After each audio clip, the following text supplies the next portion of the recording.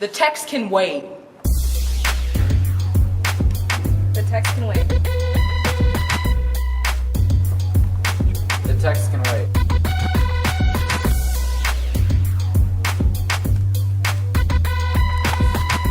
The text can wait. The text can wait. The text can wait. The text can wait.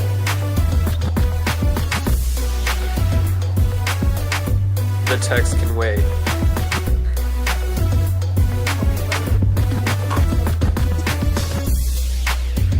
The text can wait. Tekstaaminen voi odottaa.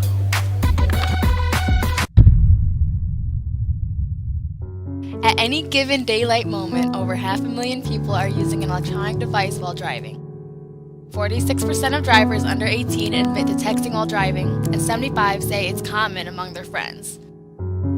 Driving a vehicle while texting is 6 times more dangerous than driving while intoxicated. According to the Insurance Institute for Highway Safety, texting while driving kills 11 teens each day.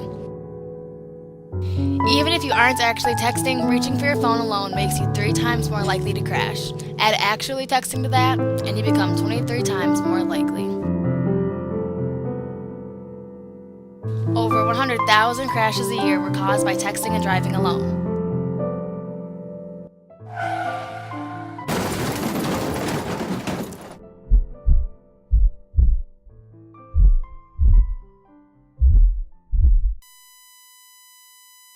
The text can wait.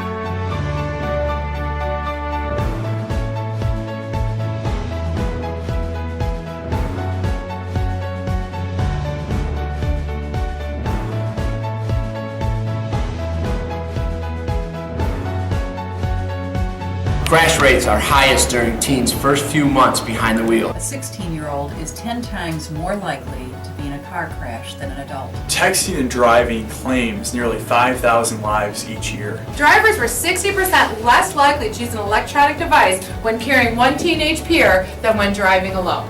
The text can wait. The text can wait. The text can wait. The text can wait. The text can wait. The text can wait. The text can wait. The text can wait. The text can wait. The text can wait. The text can wait. Right. The text can wait. The text can wait. The text can wait. Text can wait. The text can wait. That text can wait!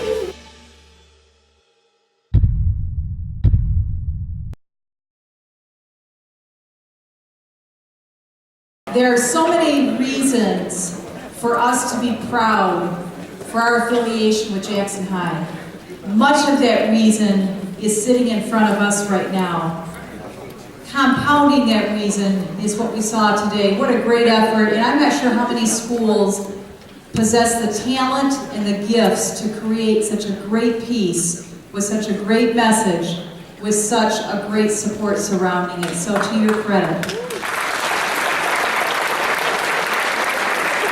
Again, let us not only extend acknowledgement but our appreciation for their efforts and really bring this across to our entire school body. What a great representation of Jackson High right here. Thank you. campaigns such as this and events such as this do not occur without leadership. We would be remiss if we did not acknowledge the time, efforts, and energy of Mr. Boyle. Injury Prevention Coordinator with Allegiance Health. Jessica?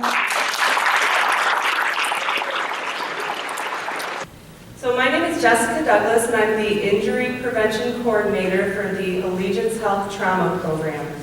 My job is to provide education to the community and help people prevent injuries. I'm also the director of Think First Jackson, which is a nationally recognized injury prevention foundation. We're here today to help you learn about safe choices, so we don't see any of you in the emergency room with a serious injury. Some examples. So this is the human brain, about the size of the human brain. This is plastic, of course, so it's not real. It's very, very soft. It's about the consistency of Jell-O. Cottage cheese, it's a little bit,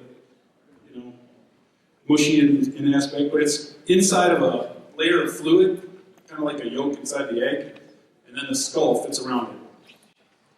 So it floats, and when you're injured or you have a trauma to your head, that sloshes around in there, and the brain can bump up against the inside of the skull and cause damage, cause bleeding, swelling, and obviously the harder the injury, the worse off you can be. So it's important that you protect your skull and your brain. You want to make sure you do that by wearing helmets, wearing your seatbelt, and using airbags when they're there. So the spinal cord is basically a bunch of bones that runs from the top, which is your head is up on the top, and then the pelvis, which is down at the bottom. And it's like a protection for the extension cord. And if you have trauma to any one of these areas, anything below that, if it's a permanent injury, it'll cut it right off and you won't be able to move your legs. If it's low enough, you won't be able to move your legs. If it's up high, you won't be able to move your arms and your legs. And if it's really high, like up at the base, you can't breathe. Between ages 1 through 44, the highest risk groups are between 15 and 24. And all of these injuries are preventable. Half of them are related to drugs and alcohol. So you can think about it, your reaction time is delayed, your balance is off, you're not thinking clearly when you're high. So we're going to focus on car crashes since they're the most common. Make sure that when you're driving, you make everybody in the car with you wear their seatbelt, because you're responsible for those people in the car. That demands your full attention. If you're distracted, looking at something else, get a telephone call, you're not thinking about the road, you're not thinking about what you're doing. And that's when your risk of having the injury gets elevated. But is that text really important? Basically, texting takes all of the distractions and puts them into one high-risk category. So there's 3 types of distractions. There's visual, in other words, you take your eyes off the road, you look down, you turn the radio on, whatever, you're not looking at the road. Then there's manual. You're texting, grabbing something off the floor, you're texting, you turn the radio station, so that's the manual part of it. And then you have the mental, I'm thinking about my girlfriend just broke up with me on this text, as opposed to looking at the road. Okay, so you have all 3 things at once, and your risk goes really through the roof when that happens. So as you can see here, you can add up things and the risk just gets elevated. So remember, most injuries are preventable. It's all about choices. It's all about protection. Use your mind to protect your body. And thank you for listening so well. And I would like to at this time introduce Trooper Baum. My name is Dan Bowman. I'm the Community Services Trooper for the Jackson Post. I've been a trooper for 13 years, and I've been here in Jackson my entire time. And honestly, I tell you, I don't want to go anywhere else. Jackson's my favorite place to work. I live nearby, and so this is home. So it's a privilege to let me show up and talk to you guys this morning. I will tell you that this is all kind of personal stuff to me as well, because I'm, on top of being a trooper, I'm a dad as well. I have my 2 sons are 16 years old and 15 years old, and then I have another young man that lives with me too that's 16 years old. They've all either got their license or they've gone through driver's ed. So the stuff that I talk to you about is stuff that hits home for me as well. How many of you have your driver's license at this point? Just hold your hand up high so everybody can see. So that's what we are. All right. There's a couple laws that have been specifically written in the last couple of years that deal with distracted driving and specifically with electronic devices in your car. About 3 years ago, there was a texting and driving law that came out and said that you cannot check emails, you cannot text, you cannot read text, you cannot read emails while you're driving a vehicle. And that is for everyone, not just you. And the one thing I want to touch on you about is we're not trying to beat up on young drivers, okay? You guys feel a lot of times like you get dumped on, like everything is your fault. Well, the problem is, at your age, with your experience, if you look at the graph, it shows the amount of crashes for 16 and 17-year-olds is about the same as it is for like 85-year-olds. Your crashes are real high when you're a young driver. They go down as you're an experienced driver.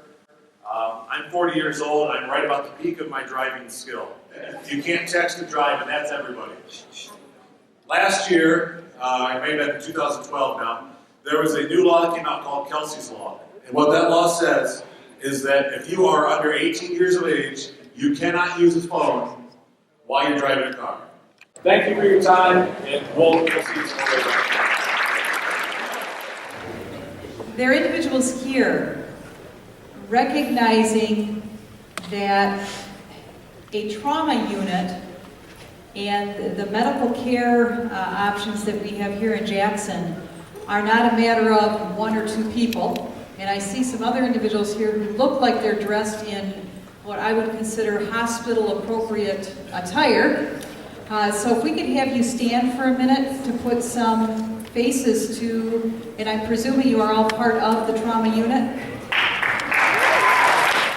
The challenge often is that as human beings, we don't think it will ever happen to us. We think that it will always be a matter of the person next to me, the person that I don't know, the person that just simply doesn't really care. Responsibly, the question we ask ourselves is, am I going to be part of the continuation of the challenge, or am I going to be a contributor to the solutions? It's not just young people. There are many, many in our adult world, because we live in a world that is incredibly fast-paced. We live in a world that says, I must do it now. We live in a world that we are jamming so much into our days and into our hours that when the phone rings or whatever is going on, we're afraid we're going to not get it done because something else is going to replace it. So I must take care of it now. There is nothing ever that will come through via text, that will come through via a phone call, that is worth compromising the life of anybody. Nothing.